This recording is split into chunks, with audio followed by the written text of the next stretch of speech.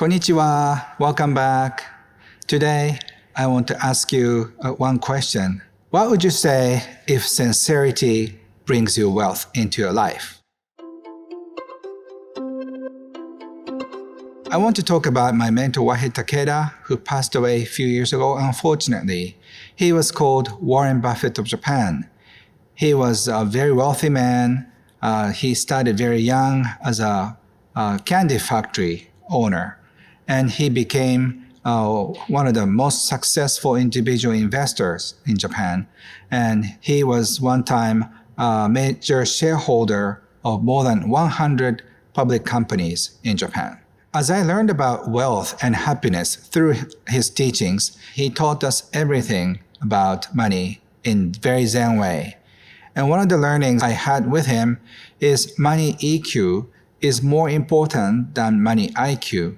There are so many intelligent people, smart people, savvy people financially, but they end up losing everything because they have low money EQ. And today, I want to talk about why money EQ is important. And one of the words he taught me is Maro Up.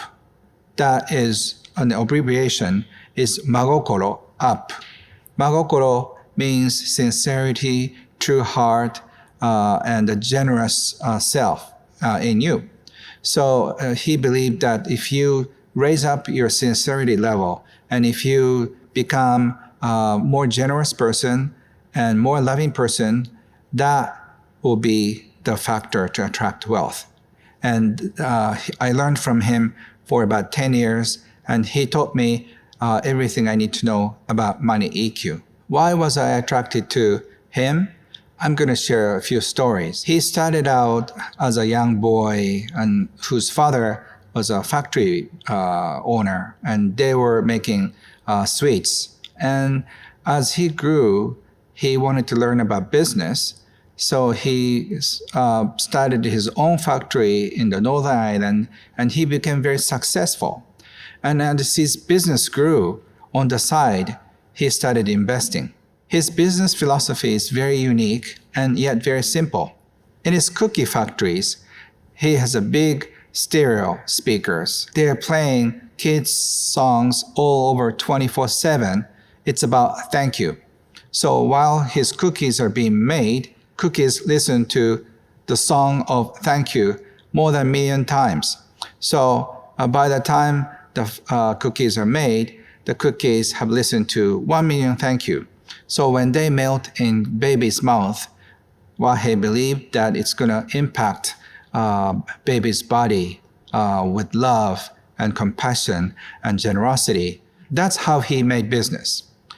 And whenever he goes around, he was carrying gold coins in his pockets. And whenever we saw a beautiful smile on the street or in a cafe one time, he congratulates with his gold coin to the ladies and or the waiters and waitresses. And what was amazing is that that person feels the gold coin, and they usually cry or like super surprised because they've never been complimented about their smiles.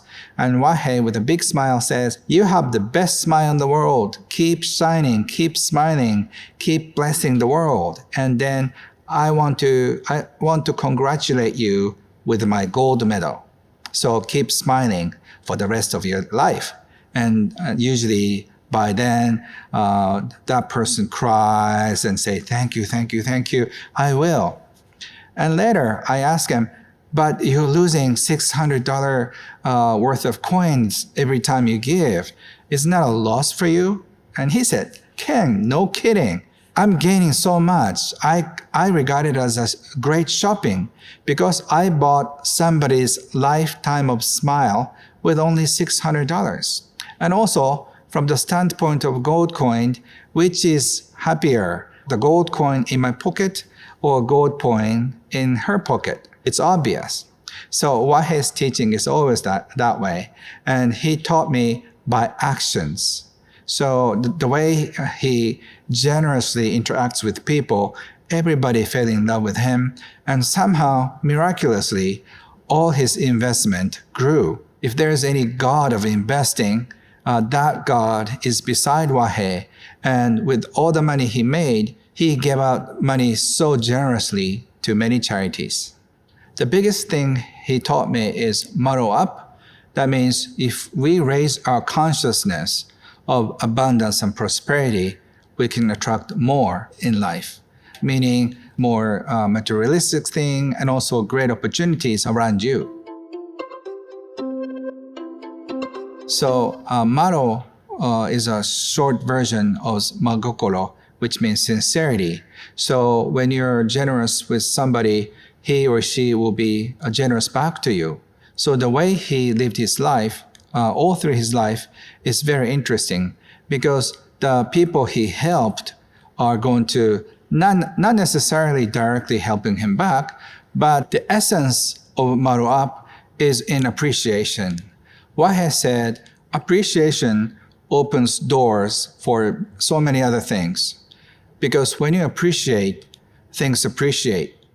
And I'm not talking about just spiritual practice. He taught me with all the examples. She is one of my students who was getting paid very poorly in a working environment. She was a secretary. She didn't also have a college degree, but she was complaining about her situation because she didn't get any money. She's not getting a raise for years. But after learning about this Maro Up, appreciation, she began to appreciate about her situation.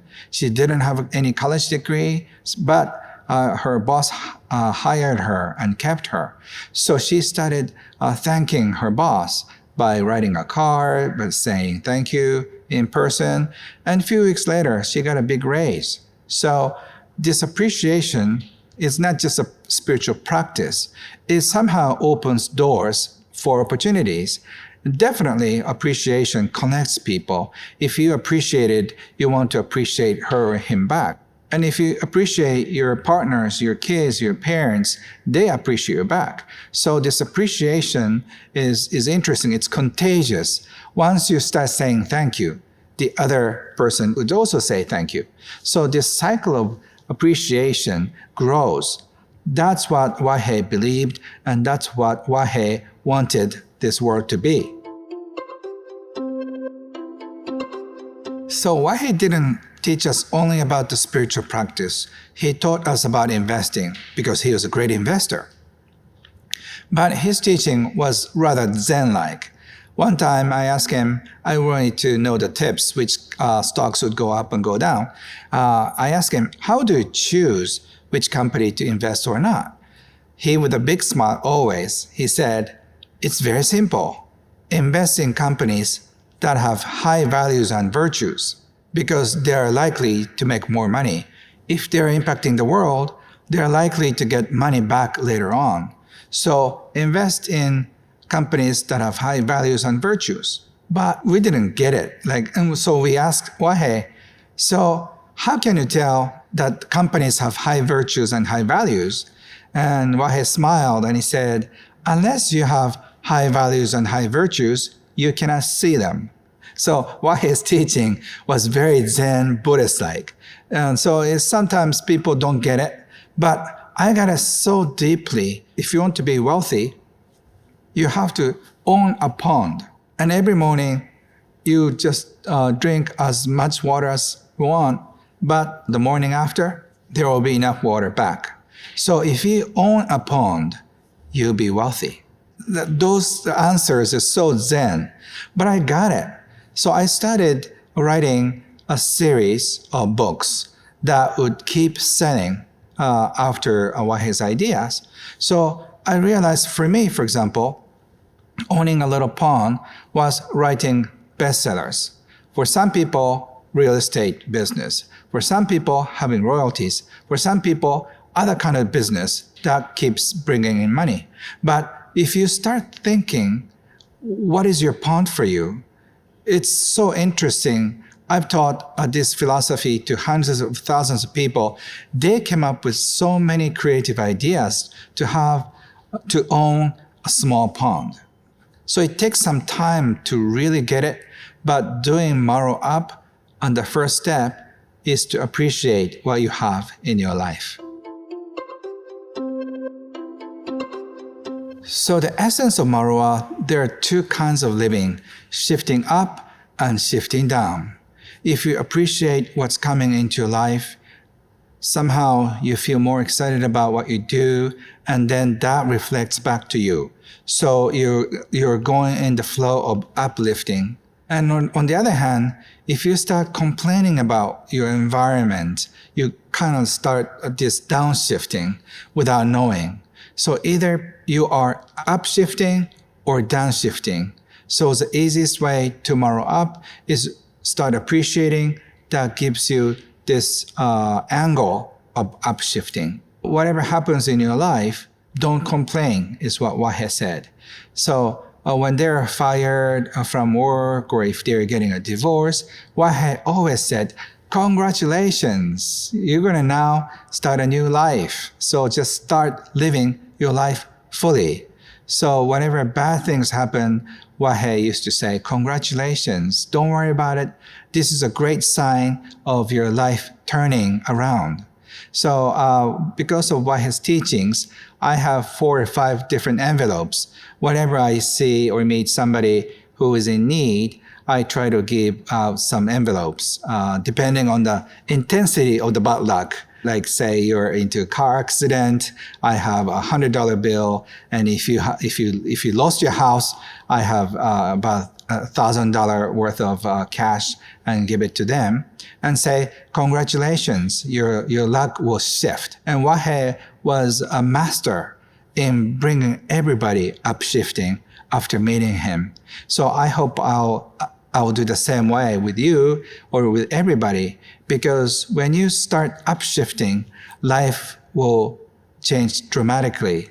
And the key is to appreciate what's in your life. So I'm going to share with you 5 tips to Maro Up. The first one is to be in this present moment. He used to say, only to be in this present moment, you can change your life.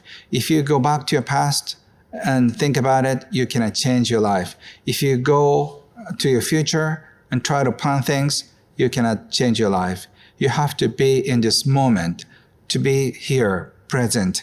And that way is the only way to shift your life.